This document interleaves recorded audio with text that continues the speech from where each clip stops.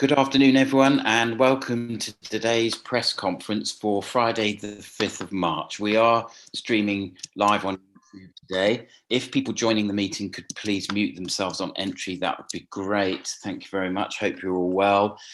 Today's panel is Lucy Whiteman, Eileen Doyle from Northampton General Hospital, Chris Pallow, who's the Programme Director of the COVID-19 Vaccination, and then we have Assistant Chief Constable Simon Blatchley and Katie Brown, who's Acting Director of Adult Social Care in Northamptonshire. We're also joined by Paul Andrews from the School Cell, Jonathan Nunn, who's the leader of Northampton Borough Council, and Councillor Tom Beattie, who's the leader of Corby Borough Council.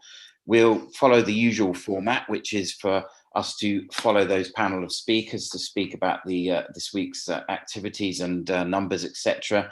And then we'll open up to questions from the media, which kindly you have submitted in advance. We'll try and do an hour, and if there is time for extra questions at the end, we may well bring some people in, but we'll see how we go, because it takes some time to get through what we've got here already. So I'm going to pass over now to Lucy Whiteman, our Director of Public Health, to go through this week's stats and figures. Good afternoon, Lucy. Good afternoon, Councillor Morris, and welcome everybody again to our press conference, and thank you again for joining us, as you have done so regularly. So people will have had sight of this week's surveillance report, and it covers data up to the 28th of February. Now, apologies, because I am going to slightly deviate with some of the data, because obviously we know that there is always a reporting lag, and this is obviously produced at least a week in hindsight. The good news is that, as you can see, despite all of the challenges that we've been facing in Northamptonshire, and particularly in North Northamptonshire, the total number of cases in the week up to the 28th of February, for the first time in a long time, is well below 1,000 at 749 cases. Obviously, we continue in national lockdown restrictions, and this really is demonstration of the fact that those restrictions are working, but more so that obviously we are starting to make rapid progress to achieving a stable and suitable base to start coming out of lockdown from. And that's the bit that really I need to really enforce is, one, we need to celebrate the fact that we have started to make real progress, and we need to reinforce that this is working and keep going. But it is about, actually, there is a very bright light at the end of the tunnel. And, you know, for the first time in a long time, I'm starting to feel more confident that Northamptonshire will be coming out at the same time as everybody else from lockdown, if we can just keep doing what we've been doing and remain focused for the next couple of weeks, please. So if we go on to the first page, please. So, you know, it is quite a landmark occasion, actually. It's exactly a year today when we received notification of the first COVID-19 positive case in Northamptonshire, and little did we know at that point quite what that would mean, and quite where we would be still 12 months later. If people remember, those were mostly imported cases at that point from Italy, and these cases were being treated in infectious diseases units across the country. There were so few of them. Obviously now we are 45,289 cases later just in our county. And, you know, more tragically, we are 1,335 people less because of COVID-19 a year later. But what we do need to try and do is focus on the positive, and that is that we know more about this virus. We know more how to treat it. We know more how to avoid catching it.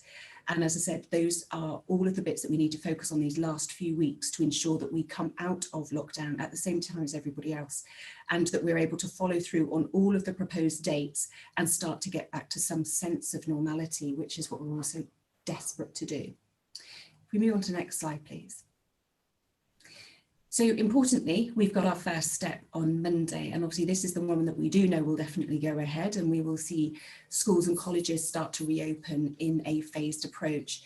You will be permitted to meet outside with one person, not just for exercise, which has been permitted for a little while now, but for recreation purposes. So you can meet outside for a coffee with one other person and, you know, sit on a park bench and catch up, which is something that we've all been longing to do. And obviously one of the other things that everybody has been desperate to do that's had a relative in a care home is start to work with that care home, many of whom will be in different places, and the guidance is still very fresh today, to permit one person visiting on a regular basis with appropriate testing and obviously mitigating practices within the care home in place. We obviously have a number of other steps that we want to follow, and obviously we want to keep to the dates as proposed, but that will require us all to continue what we've been doing, and what we've demonstrated in the last couple of weeks really works to keep our rates going down and to retain them as low as possible as we go through each gateway. Now, don't get me wrong, I fully expect to see cases rise after each step through the roadmap, but what we need to try and do is keep those increases as low as possible, obviously with the next step in our sights, knowing that if we do all we can to keep mitigating those risks, we are much more likely to get through this programme by the 21st of June as outlined.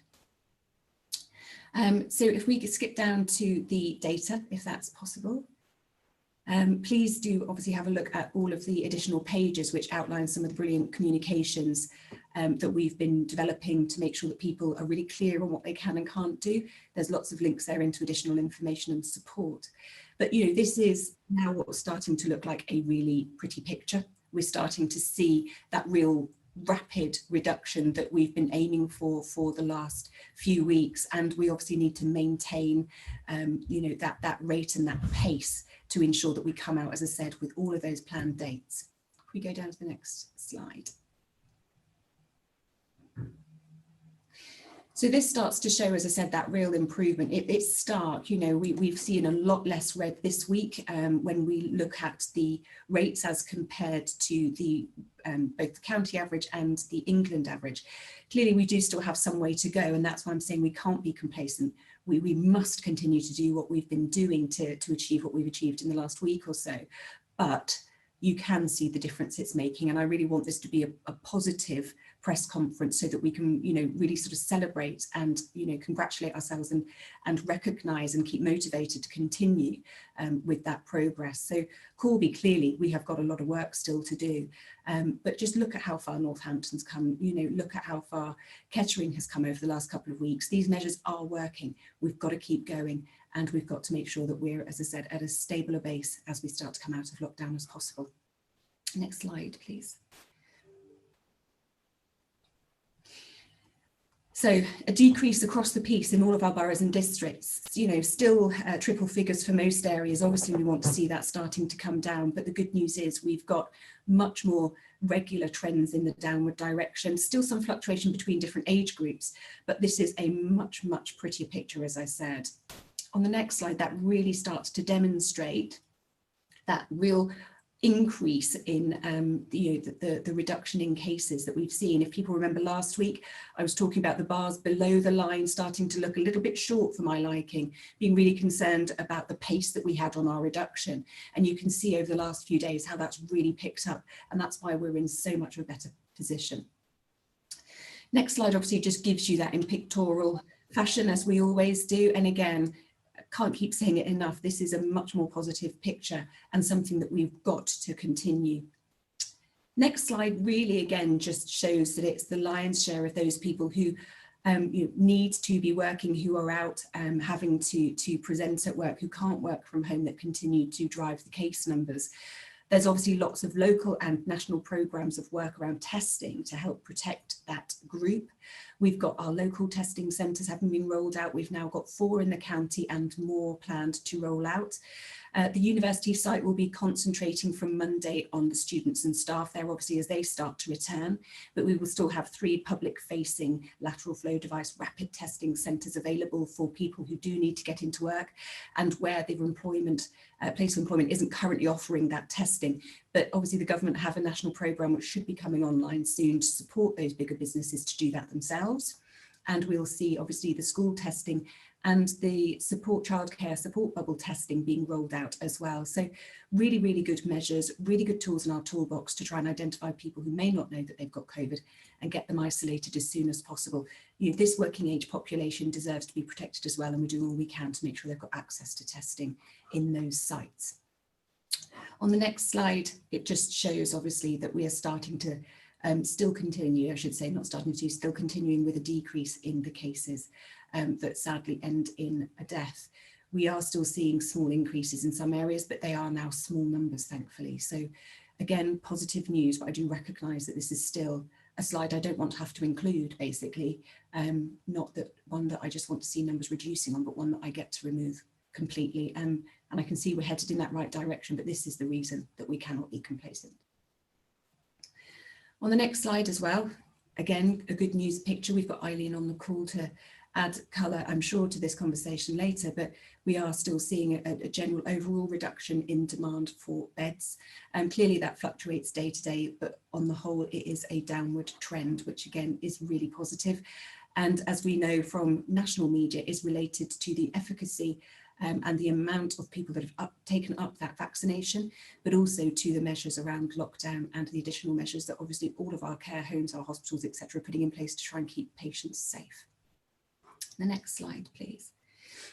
So again, we've always mapped out where those areas that are most affected are, and you can see those on this slide and the next. The third map, though, does show us, obviously, those areas that have increased and decreased. And this is the map that interests me the most. You know, it's really positive that we've started to see more areas decrease. But as you can see from the list there, we've still got areas that have seen an increase at a ward level in the number of cases.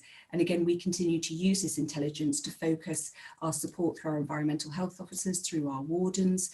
We also use it to inform police activity as well. So that joint enforcement team work with police, environmental health and wardens, etc., have been key as well to making sure that everybody is informed, and where required, the legislation and rules are enforced to keep those areas on a downward trend and make sure that we don't still see that variation in this map.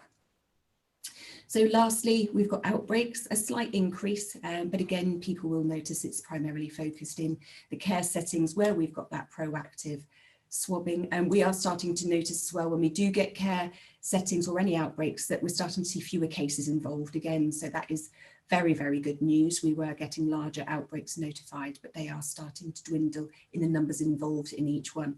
Clearly, you know, we are going to see, as I said, numbers peak and outbreaks occur in the different settings as different sectors reopen, but we're refreshing our local outbreak plan to make sure that we've got all of the information in there, and we've got all of the appropriate algorithms and, you know, standard operating procedures in place so that we can support those sectors as they do reopen.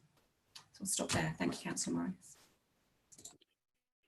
Thank you very much, Lucy. As always, some encouraging news there, and definite signs that lockdown and the hard work that the people of Northamptonshire have been carrying out for the last few months is definitely working. So great progress there. Now I'm going to come next to Eileen Doyle, who's the Chief Executive Officer for Northampton General Hospital. I'm refraining from saying, come on, Eileen, give us some good news, but I'm going to say it anyway, because I've been dying to reference that song ever since we first met. So good afternoon, Eileen, over to you. Thank you, Councillor Morris. I'll forgive you at some point for that, don't worry. So hi, everybody. It's great to be here today, finally with some positive news, as Lucy has said. So I'm here on behalf of both acute hospitals in the county. It's fair to say we're still very, very busy, but we are very busy with patients without COVID at the moment. So today, and Lucy put the slide up, as of lunchtime, we now have 90 patients between our two hospitals, of which 8 are on intensive care. So that's a dramatic decrease, actually. And also, stubbornly, ITU numbers were staying the same. They have now started to come down. But of course, that doesn't mean to say everybody recovered. As Lucy's mentioned, sadly, people have lost their lives to this. So I'm very pleased to say we are starting to turn the corner now, and it feels like we're getting back to much more normality in terms of just general busyness as opposed to COVID busyness.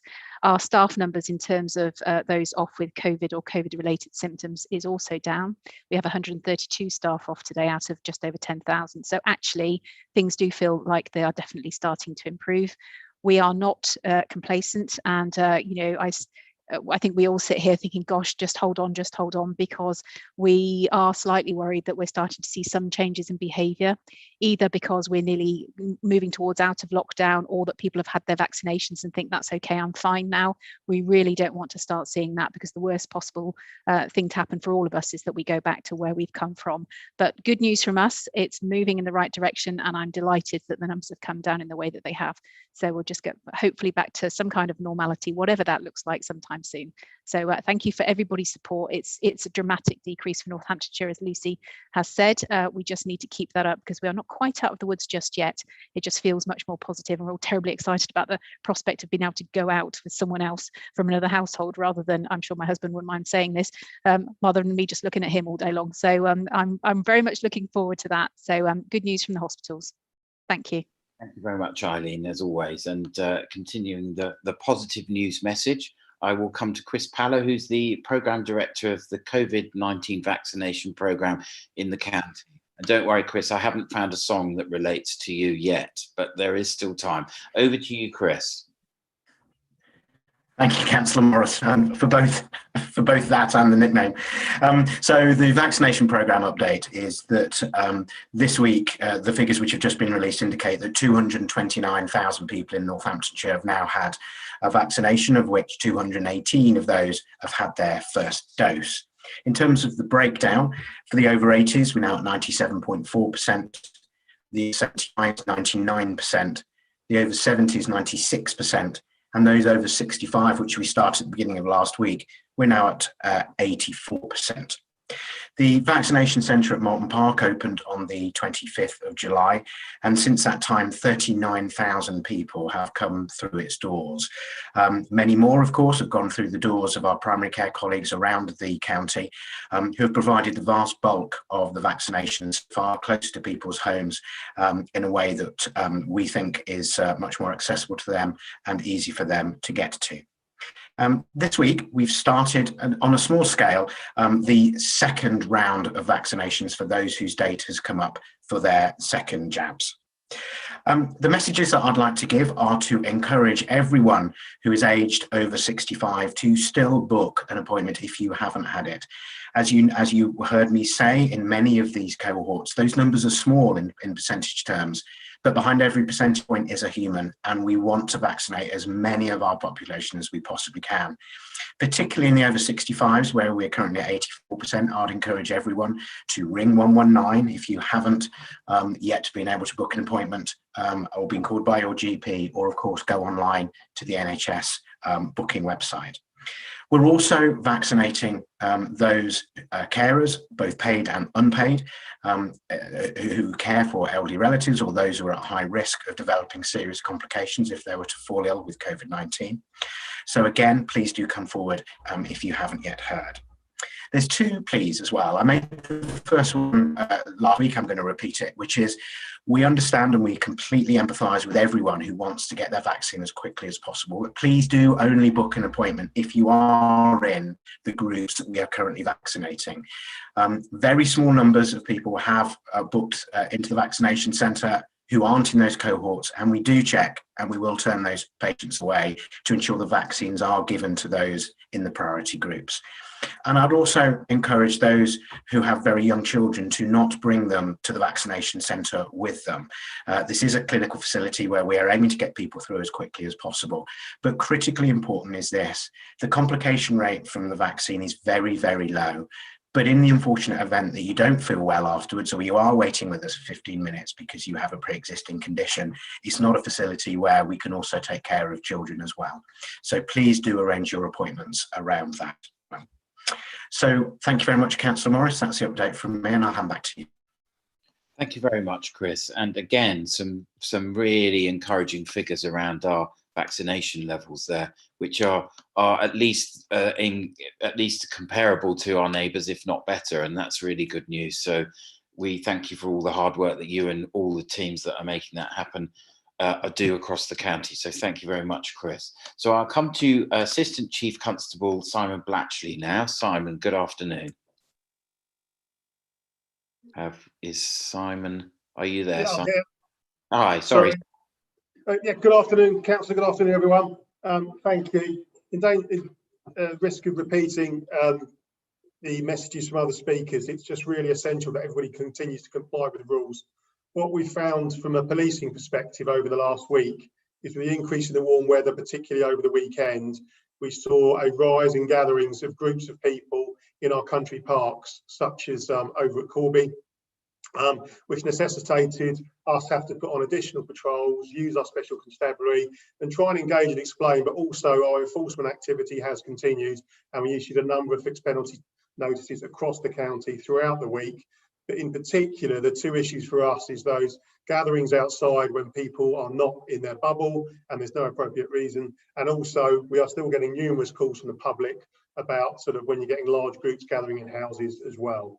We've had no particular major events to talk about, unlicensed music events or misuse of roads or things, but it is just those other breaches. And as Lucy said, and the other, we're so close now to coming towards the end of this, and as a county to see the rates dropping, just encouraging people to actually comply with the regulations and the guidance. You know, don't look for loopholes. Please just follow the rules. I mean, I would love to sit on these press conferences and say that we have not needed to enforce because everybody's complied. I know that's pie in the sky as a police officer, but just that message really that we will continue to enforce throughout while we're still under these regulations. I appreciate that from the 8th there's some relaxation, but the majority of them are still there. So please just follow the rules. Thanks very much. Thank you as always, Simon, for that, and couldn't agree more. It would be awful to fall at the last fence, wouldn't it, to use a racing analogy? So we must just keep our resolve. I'm going to come now to Katie Brown, who's the Director of Adult Social Care for Northamptonshire County Council. Good afternoon, Katie. Good afternoon, Councillor Morris.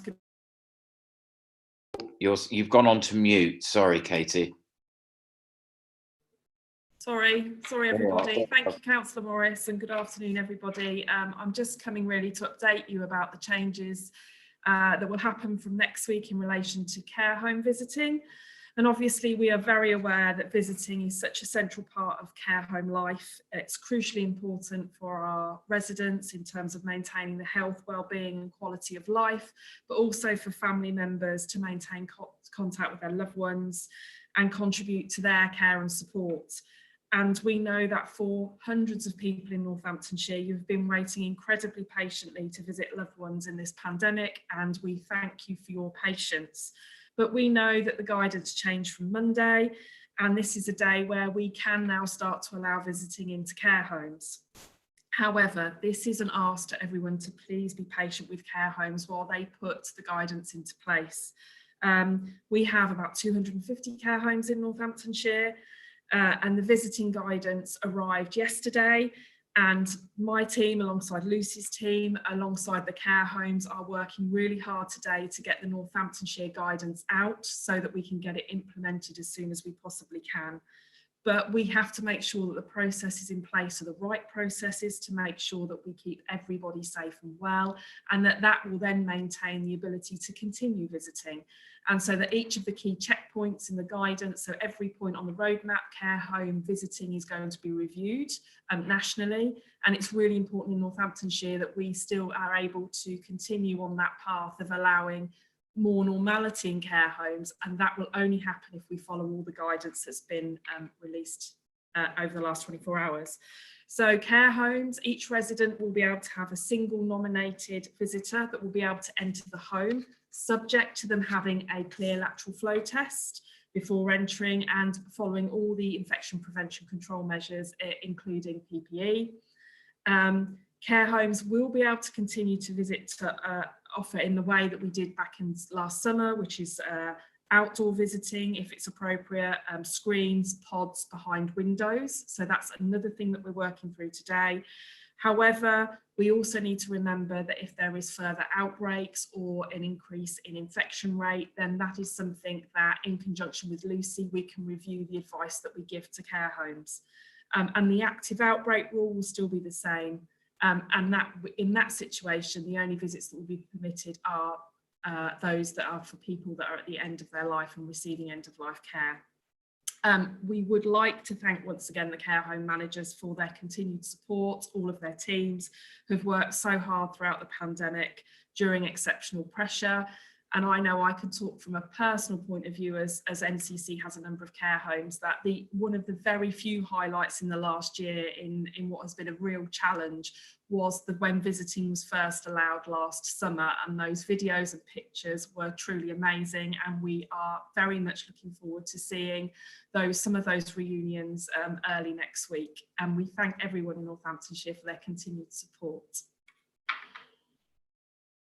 Thank you very much, Katie, for that. I think we all join you together in welcoming that change for the care homes, and an enormous amount of people will be chomping at the bit to go and see their relatives. But we just, as you say, must have a little patience and hold on until such time as the measures are in place, and it will all happen. So thank you for that, Katie. We're going to come now to the questions which have been submitted in advance, and I've got a question from Sarah Ward at the NN Journal, and I don't believe she's on the call, so I'm just going to read out the two-part question, and then I will come to some people to answer that. So the questions are: have all of Northamptonshire's care home residents had a first dose of the vaccine? And if not, how many care homes still have residents awaiting their first vaccine dose? Now, we may well have covered some of this off in the opening statements, but I would still like to get the question answered directly. So I'm going to go to Chris Pallow and then Katie Brand. So we'll start with Chris and then go to Katie. Thanks, Chris. Thank you, Councillor Morris. So the answer is that all of the eligible care homes in Northamptonshire for the over 65s, the older adults, have all been offered the first dose of the vaccine. As we know from Lucy's figures earlier, there are still some outbreaks in some of our care homes, and we rely on working very closely with our colleagues in public health who carry out risk assessments to ensure that it's safe for both the residents and our teams to go in to vaccinate them. We've been focusing very heavily on the younger adults and the homes that care for those with learning disabilities over last week and indeed this week, and that vaccination programme still continues, and I'm absolutely confident we're going to be offering the vaccine to them all by the time that the first release of lockdown starts. But I'll just hand over to Katie to add anything else to. Thanks, Chris. No, just to remind everybody that younger adults, including those in residential settings, only became eligible under cohort 6 on the 15th of February, hence the difference in why we're still actively in the process of vaccinating the younger adults in Northamptonshire. And while we're not able to share local data, we can say that vaccinations for this cohort are progressing well. So it is the same national guidance that we followed, and for younger adults that will include the same guidance around if there is an outbreak in that care home at the point that we are offering them vaccination, and they will be offered the moment that it's in line with all guidance, and and they are no longer have an outbreak. Thank you very much, and thank you for that question, Sarah, and for the answers there. I just wanted to say thank you as well to all the social workers, care home owners and workers that have kept the wheels on the bus this whole time during a pandemic, and it's not been easy, I can say that. And I think the adult social care teams have been amazing throughout this whole period and seamlessly still providing services as best they can. So I would ask Katie to send my thanks to all the people that work in that sector. So I'm going to come on now to Will Jefford, who's from Northampton Live. Will, are you there? I am. Good afternoon. Good afternoon, Will. Good afternoon. Just a couple from me, a couple of quick ones. The first one is, given the COVID figures that are currently being seen in Northamptonshire, is it possible that there could be localised lockdowns in those areas, looking at Corby and Wellingborough specifically, if the decline in cases doesn't continue or in fact speed up? And just another follow-up to that, we're wondering what the officials on the call think about whether there should be mandatory jabs for health workers, so people working in care home care settings, and whether it should be mandatory for them to have a jab if they are going to continue to work there. Thank you very much, Will, for those questions. We'll deal with the first one first, and I'll come to Lucy Whiteman first, and then Tom Beattie, who's the leader of Corby Borough Council. So over to you first, Lucy, and then to Tom for that first part, and then I'll come to the second question. Thank you, Lucy. Thanks, Councillor Morris, and thank you for the question. It clearly is still a risk. We know that the government have stated that they're going to be led by data, not dates. But I think the thing that, Tom and I particularly want to focus on today is the positive progress that Corby in particular has made. Obviously, the county as a whole has moved mountains with regard to some of the case rates that we started with just after Christmas. But Corby obviously has had that stubbornly high rate now for quite some time, and the additional efforts that the public have put in and the additional measures that we've put in through more communications, more focused work with particular groups, with the joint enforcement team, etc. It's clearly paid dividends. And the bit that we want to focus on is not chastising people because the rates aren't going down, but recognizing they are, and then celebrating the fact that we know now these things are working and encouraging people to keep doing the same. We want to remain on a really positive note because we can see that this is really starting to be a drain on people. We recognize that this is the last slog, and somebody I spoke to this morning gave a really, really good analogy about, yes, you've heard the kind of the bell ring for the last lap, but it doesn't mean that you can slow down. People can still be overtaken. You can still fall on that last lap and not make it over the finish line. So yes, we've heard that bell ring, but we've got to keep running. We know this is a marathon and not a sprint, but we know that if we keep going, it works. So please, people, don't be disillusioned. Recognise that all of your efforts have been rewarded, and let's keep getting that case rate down so that we can say confidently that we will be coming out of lockdown the same as everybody else in the next few weeks. Thank you, Lucy. I'll come to Tom Beattie now. Tom. Yeah, thank you, Ian. And I can only support everything that Lucy has said. It's very heartening to hear that we're moving in the right direction. I felt for the last couple of weeks, perhaps longer, when I've been doing these press conferences, various interviews that I've given to various media outlets, a bit like the sort of merchant of doom about things. It's good to be able to say, look, there is improvement, and that has been because we've worked hard to enforce those messages. People know what we've been doing across the county, but here in Corby specifically over recent weeks, well, there's been a huge campaign of information to the public about the importance of observing the various regulations around hand washing, face covering, maintaining social distance, all of that. We've highlighted areas where we felt that there has been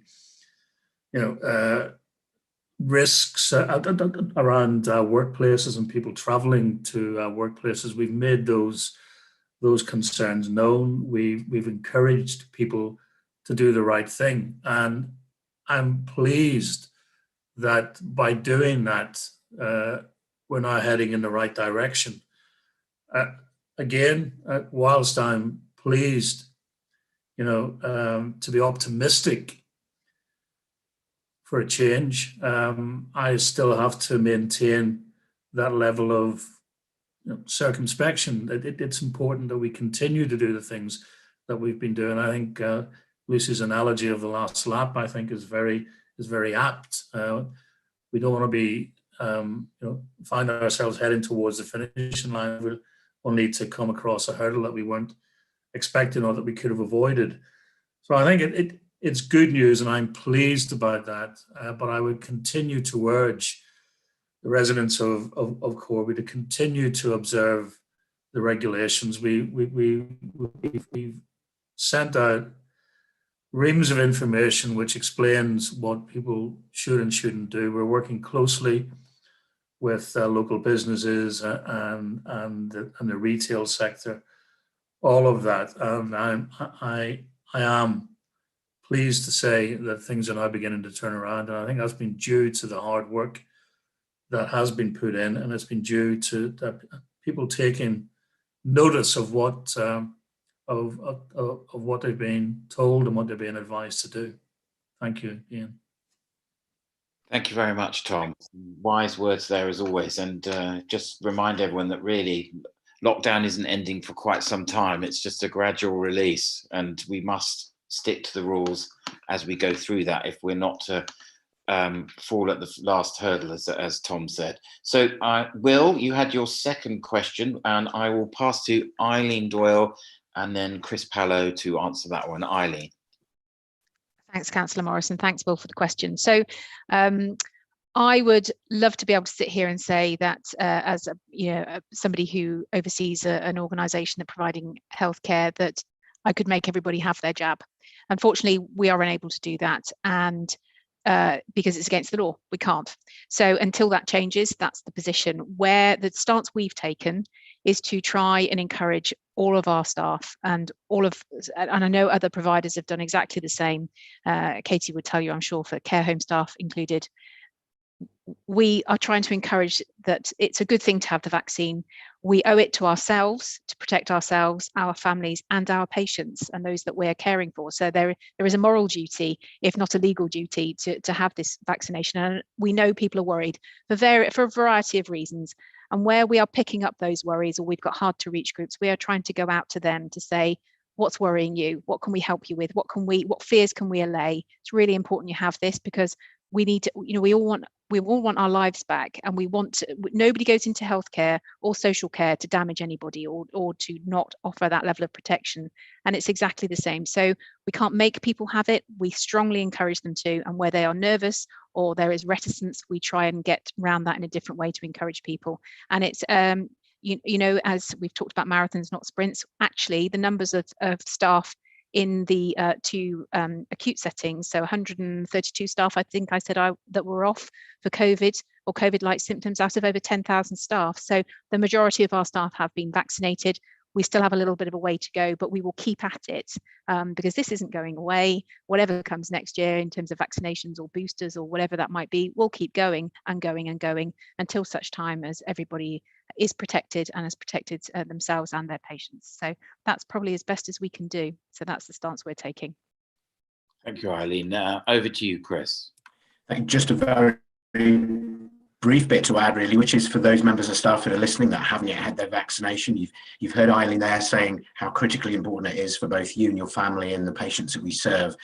The vaccination centre and of course GPs are still open to those cohorts. Those cohorts won't close.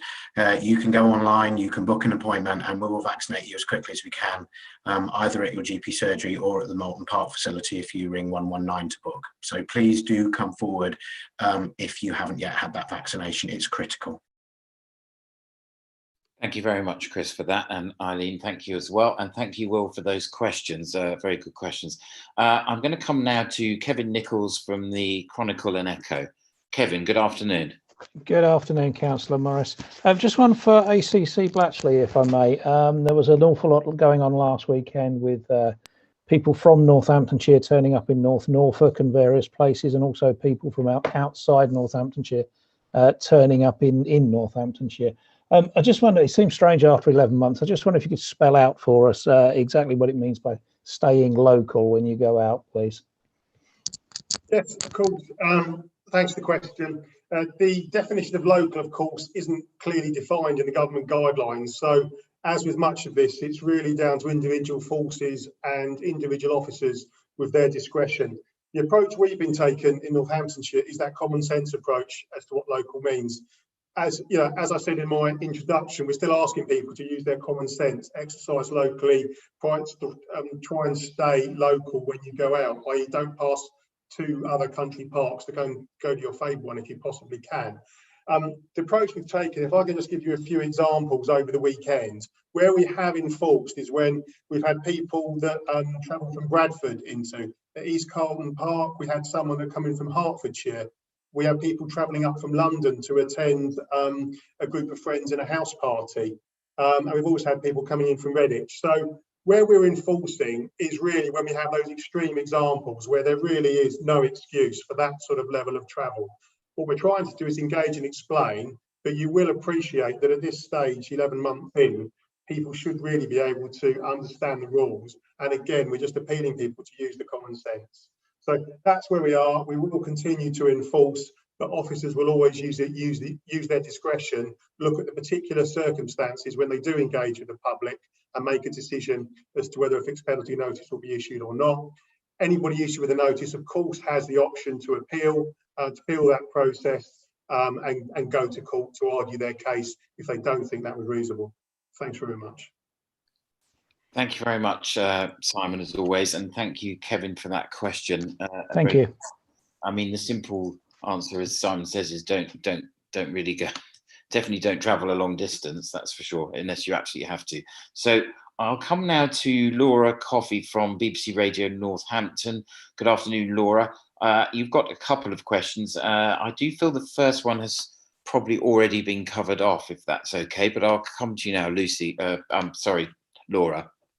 Hi, Councillor Morris. Can you hear me okay? Yes, loud and clear. Thank you, Laura. Lovely. Yeah, I actually probably, I think more the second question has probably been covered. So if I could just recap on the first question, which was to Lucy about whether or not, I know you mentioned that you're very hopeful that the whole of the county will be able to come out of lockdown and the measures at the same time. But I wonder, we spoke about this last week, whether you have had any more guidance from the government as to whether some areas may have to stay in if they can't bring the cases down. And I just had a supplementary question as well, if I could just ask that now as well. And again, it's to do with Corby. So the reason, can you explain why the reasons that infection rates are so high in Corby, but the death rate is considerably lower? The town is only 206th in the country for the number of deaths per 100,000, but as we know, it's second in the country for the number of cases. So is there a reason why that is? Thank you, Laura. I'll bring in Lucy on that, both of those, and then I might bring in some other people as well, just to reflect on preparations for the first easing as well, because I think it's important that we discuss those. So, Lucy, if you wouldn't mind dealing with that first question, thank you. Of course not, and thank you, Laura. So, obviously, I'm in contact with the government and various departments on a very regular basis. They are still really clear that the decision will be made based on data, not dates. They are not, as they haven't done historically as well, giving specific thresholds, i.e. you will need to have a case rate below X in order to progress. Obviously, they've put 4 very clear measures in place that we need to be able to demonstrate around obviously case rates, as well as not having variants, various other things, and every area will have to satisfy those. But as I said, no explicit threshold has been given. But you know, it doesn't take a genius when you look at our case rate, and particularly that of Corby, as compared to the England average, to note that there is a considerable difference, and therefore we are still considered to be very high risk. Even with today's data, which, as I said, is really something to be very positive about, a case rate of 216, as was the official communication this morning, as compared to a case rate of 86 for all ages as a rate per 100,000 rolling 7-day average in England. You know, it is a significant concern. So as I said earlier, it's a much prettier picture, but it is absolutely no reason to yet be complacent. And as I said, it's reinforcing the fact that what we do works, not that we should stop what we're doing.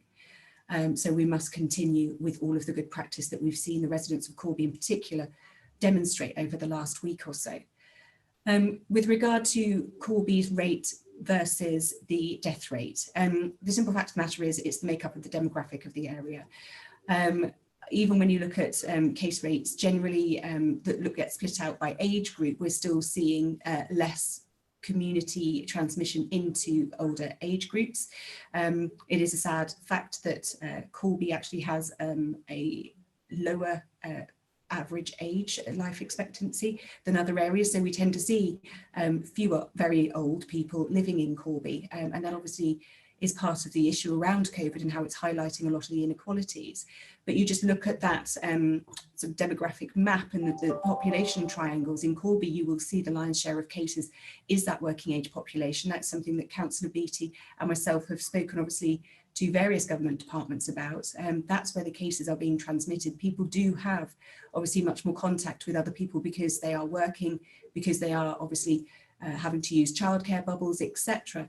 And therefore you see that case rate being much higher in the working age population, who are naturally therefore at a lower risk of death. Again, if you go back and look historically at outbreaks, we have had fewer in Corby care homes, again, in part because of the excellent practice there locally, but also because we do have a slightly smaller age group that is the very old and the very vulnerable in Corby, and therefore they have been slightly more fortunate in that respect. But we still have a challenge with the working age population. We still have a lot of work to do, and we can't be complacent even in the face of having a slightly lower mortality rate. We've still lost Corby residents, and that's still something that clearly was preventable, and we need to do all we can to prevent further loss. Thank you very much. Thank you for that, Lucy, and thank you for the question, Laura. Thank you for those. I think you did ask a question about preparations that have been made to prepare for the first easing of lockdown that comes in on Monday. And I would like to go to some of our panel to just outline some of the measures that we're putting in place. So I'm going to go to Paul Andrews first, then Jonathan Nunn and Tom Beattie, and then if we have time, Simon Blatchley and perhaps Katie Brown, Kath Hall from Comms as well may have something to add to that. So I'm going to come to Paul Andrews first, because I think it's important that we emphasise what we're doing as we head towards that first date. So Paul. Yeah, thank you, Councillor Morris. Good afternoon, everyone. I guess there's two things I want to quickly emphasise. So the first is that schools, since the announcement of the return of schools on March the 8th, have been the secondary schools and the FE colleges and the special secondary schools have been planning intensively for the return of students and the mass testing of students. And so that's been going on apace, and they will begin next week, and some I think have already begun today, the mass testing of their pupils. So that's the first thing I want to comment on. That's a massive endeavour. Everything we're hearing is that actually they're confident that they can pull it off, and so that's really, really positive. I'll just give one little sliver of news that I had from one college this week, where they polled their students, and of the students that returned the questionnaire to them, which I think was over 50% of their total student population, 84% said that they were going to go forward for testing.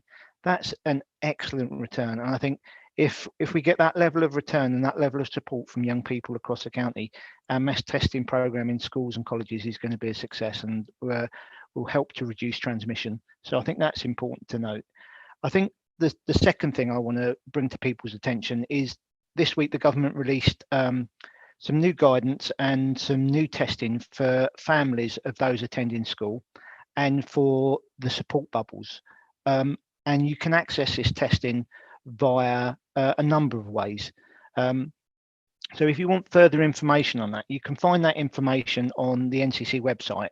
On the COVID element of the NCC website, if you look at the information for parents, there'll be a link there to the government website, which tells you how you can obtain home test kits.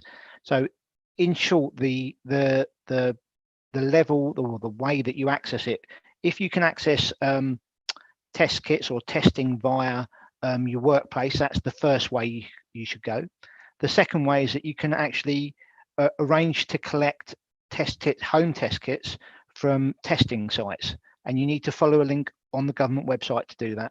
And the last way, and the way that actually you probably shouldn't use unless you really, really have to, so if you're self-isolating as a family, or there's other very good reasons why you can't get to a test site yourself, is that you can organise for test kits to be delivered to you for you to complete on a regular basis. And I think this is another really positive thing in how we can use mass testing, mass asymptomatic testing, to reduce the rates of the transmission in the community and break the transmission chains. So I think that's all from me. Thank you. Thank you, Paul, and thank you for all the hard work that you've been doing and all your colleagues have been doing in education as well. It's worth reminding everyone that schools haven't really shut. They've been open pretty much the whole time and dealing with students and teachers and the whole thing. So thank you for that. I'm going to come to Jonathan Nunn next, then Tom Beattie. Jonathan, thank you. Yeah, thank you, Ian. I mean, in terms of what comes next Monday and the activity that the Borough Council look after. There's a great deal of continuing business as usual. I think one thing that's in our minds is there is that slight easing of the outdoor recreation as well as actually exercising with one person, and we're slightly worried that that's going to blur the lines a little bit. Really, it should just be one person, and whilst you might sit at the opposite end of a park bench, you still need to social distance, and it must just be one more person. And there is that concern that people will be relaxing about outdoor regulations altogether. So we will continue to have our neighbourhood wardens, for example, and our park rangers patrolling to continue to guide and challenge people over that. I think the later stages mean more to us. Similar activity to what I've just described has to happen if we do on the 29th of March find that outdoor sports starts again as is intended. We've no intention for staff to start returning to work. At that point, it is still guided that work from home unless you absolutely have to. So we have no changes on that. And the big one for us, probably particularly in Northampton, is the opening of non-essential retail on or after the 12th of April. I think that's going to be the really important one when we start to see people return to the town. So we will be ensuring that signage that was previously in place is still in place, or rejuvenating it, getting antibacterial stuff out to all of our particularly town centre businesses, and going back to that. We will all love the opportunity perhaps to go and get out and about and look around the shops, but we're absolutely certain that from the very start that's got to be as safe as it possibly can. So I guess those are our main activities coming up in terms of the changes and the easing of lockdown. Thank you. Thank you, Jonathan. I'll come to Tom Beattie next. Thank you, Tom. Yeah, thank you, Ian. I mean, I think Jonathan's pretty much covered it off. Similarly to what he's talking about in Northampton, Corby will pretty much be the same from Monday. I mean, that we will continue with the restrictions we have in place. Obviously, the return back to school is more of a county matter rather than a borough council matter. The easing of restrictions about meeting people outside might bring a challenge in terms of how people understand that, and maybe not deliberately, but by accident misunderstand what they can and can't do. So we'll need to keep on top of what we've been doing so far. I mean, what I don't want to happen is that from Monday that there's a sudden feeling that everything has changed and it's almost back to some form of normal behaviour. That's not the case. You know, there are easements of what's going on, and Monday is the beginning of that.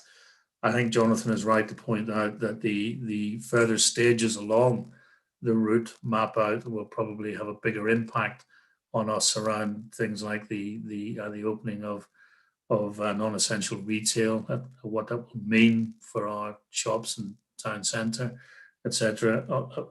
Also the opening up of hospitality later in April, I think from April the 12th, when people will be able to go to pubs again and drink outside, etc. So Monday, I don't see a huge change in what we've already been doing. But as we move through that roadmap out of lockdown, then clearly the council will be taking the actions necessary and given the advice that are required to ensure that people are still compliant. I think it's important to reiterate what both Lucy and I have said today already about the fact that things are looking brighter. And as a result of that, we're beginning to emerge. But let's not do anything which puts that at risk. I think that's what I would say. Ian, thank you. Thank you very much, Tom. And certainly we would all agree with that. And I'm sure Simon Blatchley will as well. So Simon, over to you, sir. Thanks, Councillor. Echoing what others have said, really, from the 8th for us, we'll just continue with our enforcement where necessary. As always, we'll be led by the information intelligence coming from the public and our partners to make sure that any high visible patrols as part of the joint enforcement team will go to the appropriate areas, so wherever we get the information of possible breaches. And as you'd expect from us, we're also now looking at the government timetable, planning ahead for things like, as Councillor Beattie said, the nighttime economy, what our plans are for when that may be released, and then further ahead for things like the possible Euros, and then of course we've got the Grand Prix in July, and then starting to plan out things like that about whether it's a maximum and we get 100,000 people a day, or whether it will be a complete lockdown. So we are already planning for the next few months about the different options that we will need to put in place as a police service, working with partners, when hopefully the restrictions start coming off. Thank you. Thank you very much, Simon. And finally, I'll bring in Kath Hall from our brilliant comms team, who have done an amazing job during this whole period to keep up with the changes in rules, messaging, etc., and kept the people of Northamptonshire very well informed. Kath, over to you. Thank you. Yeah, just to highlight, in supporting with the first step in the relaxation on Monday, we will be launching some new social media assets, and we've tried to keep them really nice and simple for people, so they're very clear about what they can and can't do under headings such as education, exercise, meeting others, care homes, etc., etc. Just like Councillor Beattie said, not much changes from Monday. So obviously schools returning is huge, but the general rule still is to stay at home. And you may meet one other person from outside your household for recreation or exercise. So you previously could exercise with someone, and now you can have a drink on a park bench with them.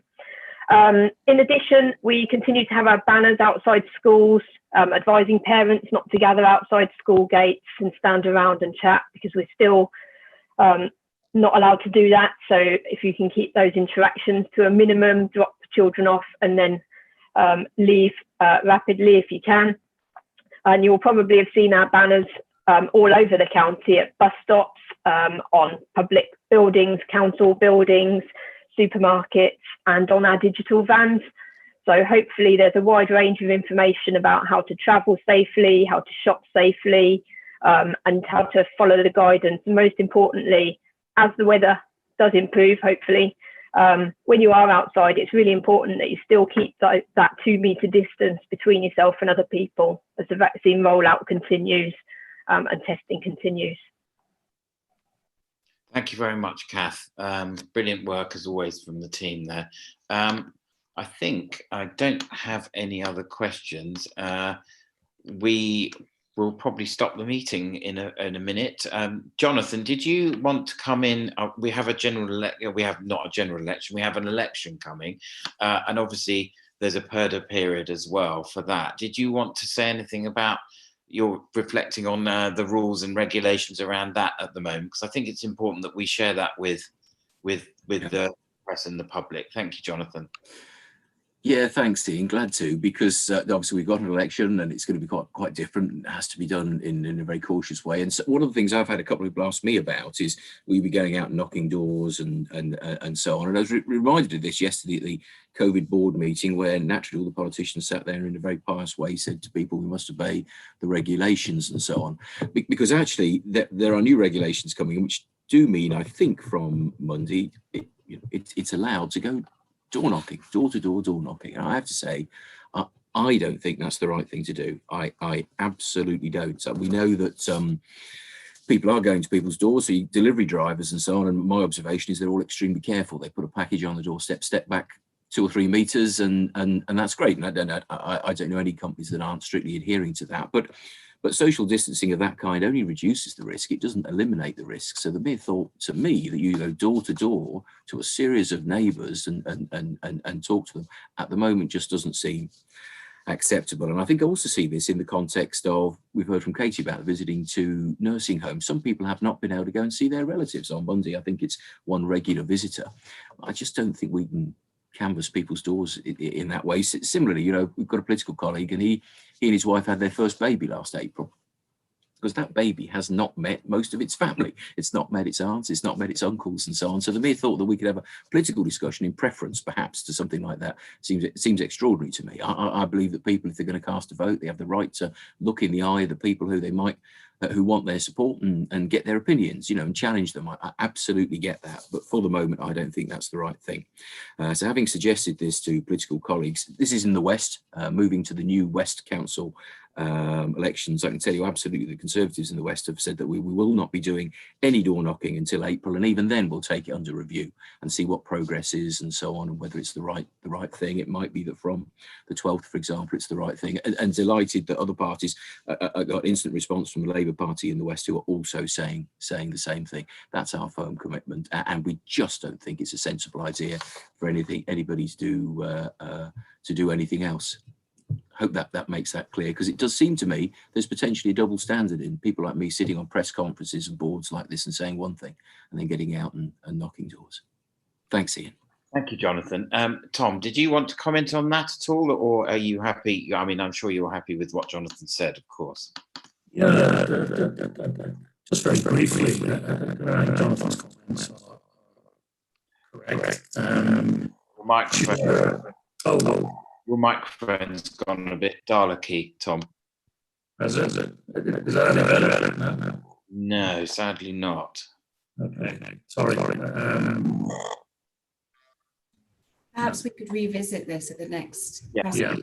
We'll come back to it, Tom. Sorry about that. It's just I don't think anyone will be able to hear you. So on that note, I think we are finished. Thank you very much, everyone who's come today, as always. Thank you to the members of the press, and thank you for the panel and answering the questions so directly and honestly. Can I say have a good weekend, stay safe, stay well, and please stay at home. We're some way off being able to say you're all free to go out and do whatever you want. We're quite some way off that. So thank you very much for coming. See you again next